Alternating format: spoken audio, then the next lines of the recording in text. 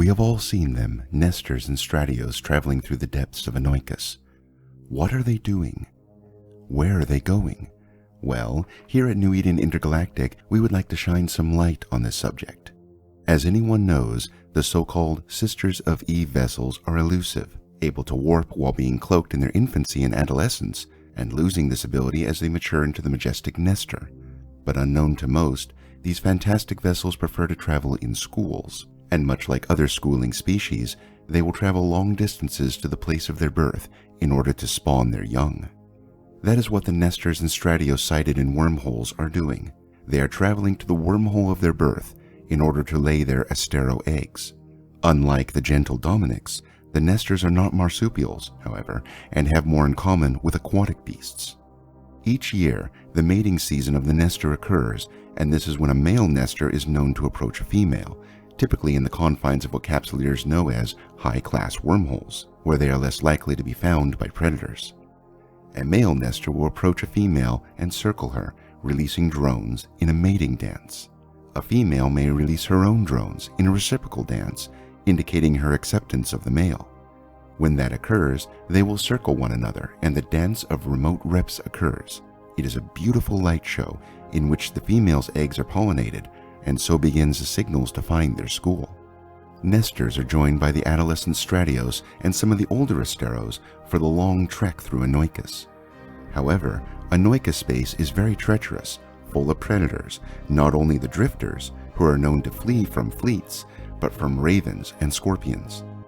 On top of these, predators, natural disasters in the form of hurricanes and typhoons are known to bring trouble down upon these vessels.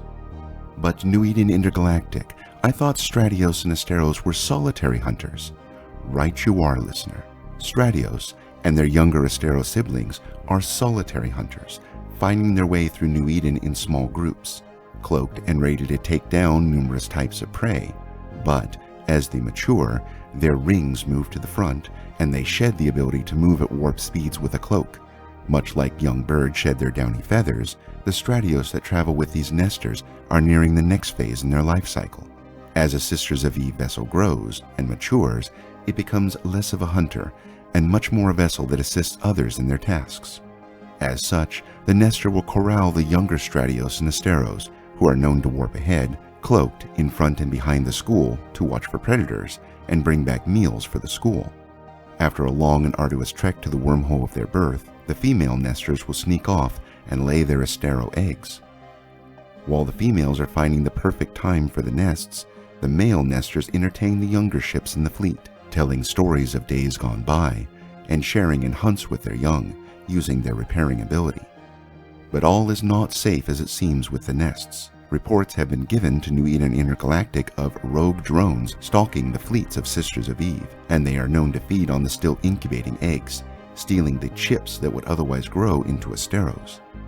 These chips, in the clutches of rogue drones, are known to change, and the eggs may skip levels of maturity and are found to produce stratioses and nesters when incubated properly.